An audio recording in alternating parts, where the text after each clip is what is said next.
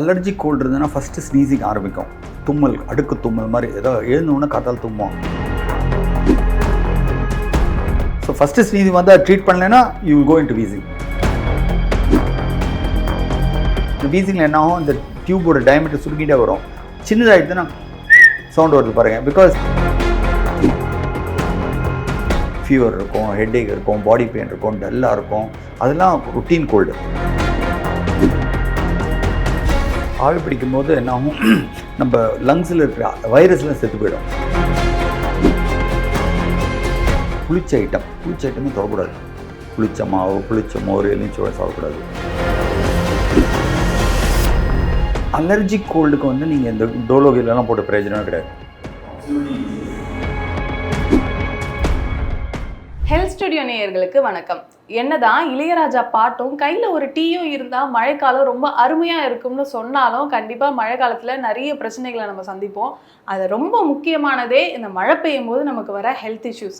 அதுலேயும் இந்த கோல்டெல்லாம் நமக்கு வந்துருச்சுன்னா சுத்தமாக நம்ம அன்றாடம் செய்யக்கூடிய வேலைகளை கூட நம்மளால் ஃபாலோ பண்ண முடியாது, அப்டேட் பண்ணிகிட்டே இருக்க முடியாது.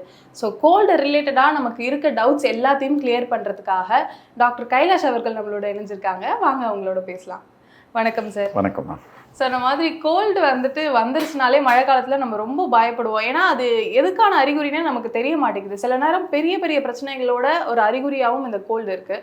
அதில் முக்கியமாக நம்ம கோல்டு வந்துருச்சுன்னா அந்த ப்ரீத் பண்ணும்போது சவுண்ட் எல்லாம் வருது, வீசிங் ஆகுது, ஆஸ்துமாவாக இருக்குமோன்னு ரொம்ப பயப்படுறாங்க மக்கள்.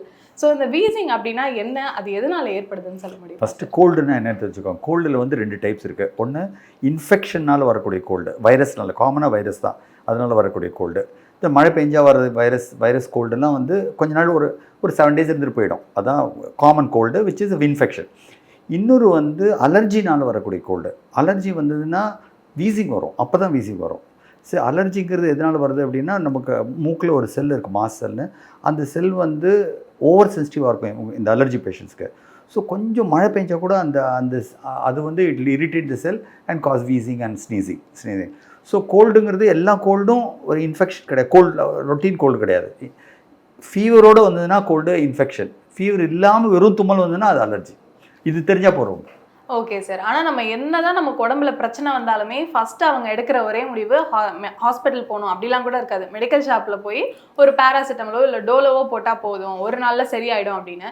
ஸோ நமக்கு கோல்டு வருது இல்லை வீசிங்கோட எஃபெக்ட்ஸ் தெரியுது அப்படின்னா முதல்ல போய் இந்த டோலோ எடுத்துக்கிறது சரிதானா? அலர்ஜிக் கோல்டுக்கு வந்து நீங்கள் இந்த டோலோகிலெலாம் போட்ட பிரயோஜனமே கிடையாது. Absolutely useless. இன்ஃபெக்ஷன் கோல்டுக்கு நீங்கள் என்ன வேணால் பண்ணுங்கள். பிகாஸ் எப்படி இருந்தாலும் இன்ஃபெக்ஷன் கோல்டு 7 நாள் போயிடும். அதுதான் நாங்கள் சொல்லுவோம், treated cold lasts for 1 week, untreated cold lasts for 7 days.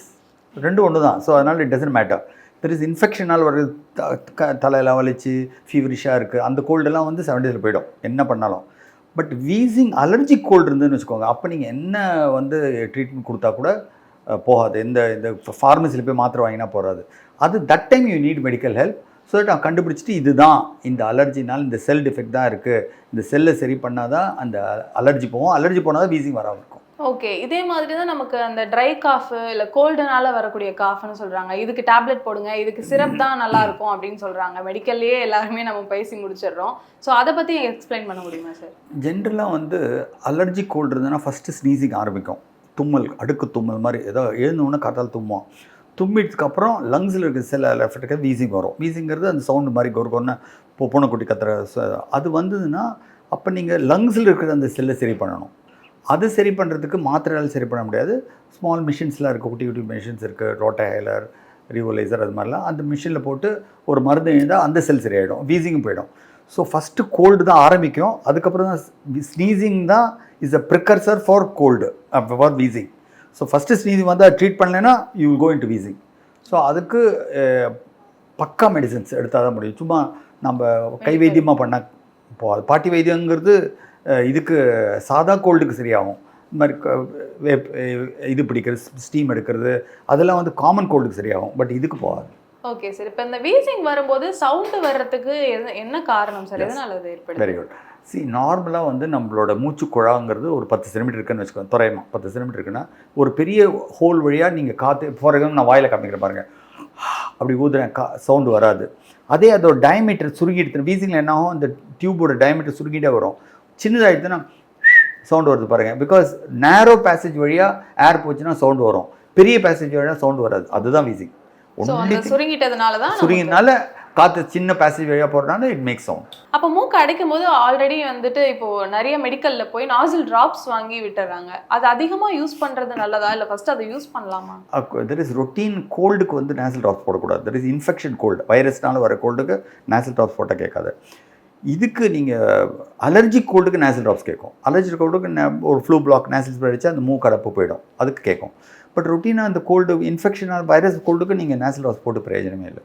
Okay, இது வந்து மெடிக்கல்ல அவங்களுக்கு தெரியுமா? நம்ம போய் கோல்டு எங்களுக்கு நாசில் டிராப்ஸ் கொடுங்க. அவனுக்கு எப்படி தெரியும்? தெரியவே தெரியாதுல்ல. அவன் கேட்கலாம், அவன் ஜுரம் இந்த கோல்டோட ஜுரம் வருதா, அவங்களுக்கு தலைவலி இருக்கா? அலர்ஜியில் அதெல்லாம் இருக்காது. ஒன்லி இன்ஃபெக்ஷன் கோல்டில் மாத்திரம் ஃபீவர் இருக்கும், ஹெட்ஏக் இருக்கும், பாடி பெயின் இருக்கும், டல்லாக இருக்கும். அதெல்லாம் ரொட்டீன் கோல்டு. மழை வந்தோன்னே வருது, ரொட்டீனாக வராது. அது வெயில் காலத்தில் வரவே வராது அந்த கோல்டு, வின்டரில் தான் வரும். பட் அலர்ஜி கோல்டு வந்து எப்போனா இருக்கும், பிகாஸ் அவனுக்கு செல் டிஃபெக்ட். அவனுக்கு எப்போனா வரலாம். ஒரு தூசி பெருக்கினா, ஒட்டை அடித்தா, பெட்ஷீட் உதறினா, நெடி பொடி சாம்பிராணி ஊதுபத்தி கற்பூரம் mosquito coil mosquito mat scent paint ஆஸ் எது வேணால் எடுத்துக்கோ வந்துடும்.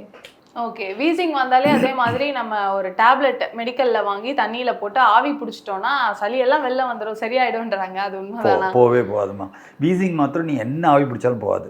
Because wheezing is not due to infection. ஆவி பிடிக்கிறதுனா என்ன தெரியுமா அர்த்தம்? ஆவி பிடிக்கும்போது என்ன ஆகும், நம்ம லங்ஸில் இருக்கிற வைரஸ்லாம் செத்து போயிடும். கோல்டு ஹீட்டாக anything which cos virus will tie. அதான் கொரோனா போது கூட நான் ஆவி பிடிக்க சொல்லுவேன் எல்லாரையும், ஏன்னா வைரஸ் தான் அதுவும் செத்து போயிடும். ஸோ ஆவி பிடிக்கிறதுனால வைரஸ் செத்து போகும். பட் அலர்ஜி கோல்டுக்கு வைரஸே கிடையாது. So there is no point in giving ஆவி ஃபார் வீசிங். ஓகே சார், இப்போ நம்ம இவ்வளோ நேரம் பேசிட்டு இருந்த மாதிரி இந்த தைலம் இதெல்லாம் ஒரு பக்கம் இருந்தாலும் இந்த சாக்லேட்ஸ், இந்த கோல்டாக இருந்தால் இந்த சாக்லேட் சாப்பிடுங்க, சுக்கு இருக்குது, அணி இருக்குது, இல்லை இஞ்சி இருக்குது அப்படின்னு நிறைய சாக்லேட்ஸ் வைக்கிறாங்க. குழந்தைங்களுக்கு அதை ரெகுலராகவே வாங்கி கொடுக்குறாங்க. நான் மற்ற ஸ்வீட்ஸ் கொடுக்கறதுக்கு இது கொடுக்குறேன், இது உடம்புக்கு நல்லது தானேன்னு பேரண்ட்ஸ் டிஃபெண்ட் வேறு பண்ணுறாங்க. அந்த மாதிரி இதை ரெகுலராக சாப்பிட்றது நல்லதா இல்லை எந்த மாதிரி இஷ்யூஸ் வரும்? ஜென்ரலாகவே சாக்லேட்ஸ் ஜாஸ்தியாக சாப்பிடக்கூடாது. அதுவும் அலர்ஜி இருந்தால் கட்டாயம் சாப்பிடக்கூடாது. அலர்ஜி இருந்தால் ஒரு 4-5 ஐட்டம்மா, புளிச்ச ஐட்டமே தொடக்கூடாது. புளிச்ச மாவு, புளிச்ச மோர், எலுமிச்சை சாப்பிடக்கூடாது. சில்டு ஐட்டம் சாப்பிடக்கூடாது. ஸ்வீட்ஸு, சாக்லேட்டு, கேக்கு, வெல்லம் கூட அலர்ஜி இருந்தால் ஜாஸ்தியாகும். அது மாதிரி சிட்ரஸ் ஃப்ரூட்ஸ், கிரேப்ஸு, சாத்துக்குடி, ஆரஞ்சு, வாழைப்பழம் கூட சம் பீப்புளுக்கு. நான் வெஜிடேரியனில் சீ ஃபுட், சீயில் விளையிற எந்த பொருளையுமே சாப்பிடக்கூடாது. சீ ஃபுட்னா ஃபிஷ் மாத்திரம் இல்லை, கிராப்ஸு, ப்ரான்ஸு, அதெல்லாம் கூட இந்த அலர்ஜி இன்க்ரீஸ் பண்ணி விடும்.